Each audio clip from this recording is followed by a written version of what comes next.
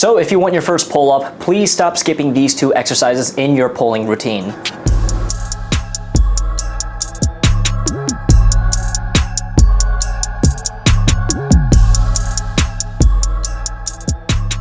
What's going on, guys? Welcome back to a brand new video. Today's video, I want to specifically talk about getting down your first pull-up. Now, getting your first pull-up is generally a lot harder than getting your first push-up.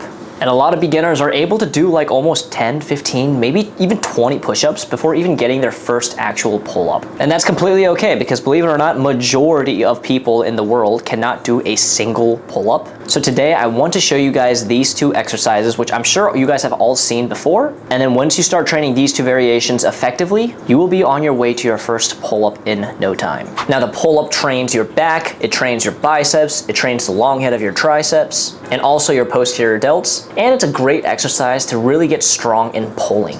And it's also the basic foundation for learning other advanced skills later down the line when you want to learn how to do a muscle up. And let's be honest, if you're ever in a situation where you're falling off a cliff, which I hope you're not, you want to be able to pull yourself up and save yourself. I know, extreme example, but it could potentially happen to somebody. So it's always good to stay prepared. So let's go ahead and talk about these 2 exercise variations. So the first exercise is just going to be doing negatives on the pull-up bar. What are negatives? All negatives are just slow and nice and controlled eccentrics going down and controlled. You don't have to worry about the going up part, which is what most people struggle with. You can either jump above the bar or you can climb up using a chair or a bench to get up there. And you start with your chin above the bar and you slowly lower yourself as controlled as you possibly can. Now, most people know this variation, but most people don't really know how many to do. How slow should we go? And in my personal recommendation, I don't think you should worry about exactly how many reps that you can do in this. Rather, you want to have the goal of being able to control a coming down motion for about 5 to 6 seconds. If you have the eccentric control to lower yourself in a pull-up for 5 to 6 seconds,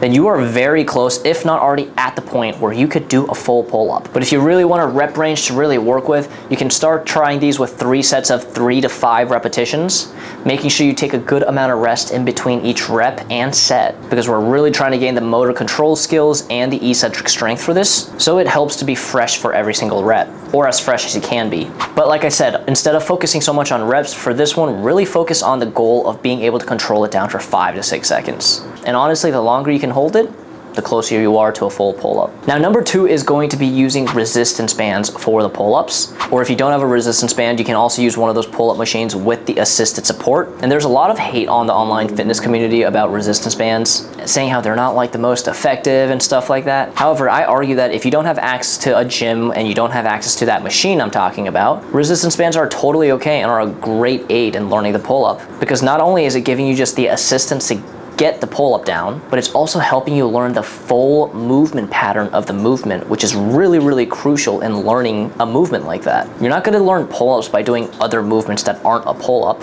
You're going to learn a pull-up by doing how to do pull-ups. And resistance bands do exactly that. It helps you learn that full movement pattern of a pull-up with just an extra bit of resistance. And you can also scale these too. If you have a set of resistance bands, you can use the thickest band that you have first for the most amount of assistance. And then you can scale down the band to a thinner and thinner one, and eventually you won't need a band at all. This helps you get the movement pattern and the volume of pull-up training. And both of those are absolutely great and essential. Now, in terms of reps and sets, I usually, for this, when I first learn pull-ups, I usually go for about 3 sets until failure. And when I'm trying to learn a skill, I always make sure I rest in between sets a good amount so that I'm relatively fresh before I start the first rep. Obviously, time constraint is a thing, so if you don't have much time, that's okay if you can't rest as much. But I'm not even kidding, sometimes I'd be resting all the way upwards of like 3 minutes in between sets so that I can give a real honest effort in the next set. And that's gonna make a great difference in your training. Now, it's important to remind yourself that the pull-up is an objectively hard movement. So don't get so frustrated if you haven't gotten your first one yet, or if you can't do more than one maybe. It's gonna take time, it takes a lot of volume, and it takes a lot of effort to learn this movement. Do these 2 variations, work on eccentric pull-ups, work on resistance band pull-ups. The order of which one really doesn't matter, it really comes down to personal preference. Some people argue one over the other and vice versa, but it's really which one you enjoy a little bit more. And if you keep doing that and you keep exercising and stay healthy, With some consistency, you'll be on your way to your first pull-up in no time, I promise you.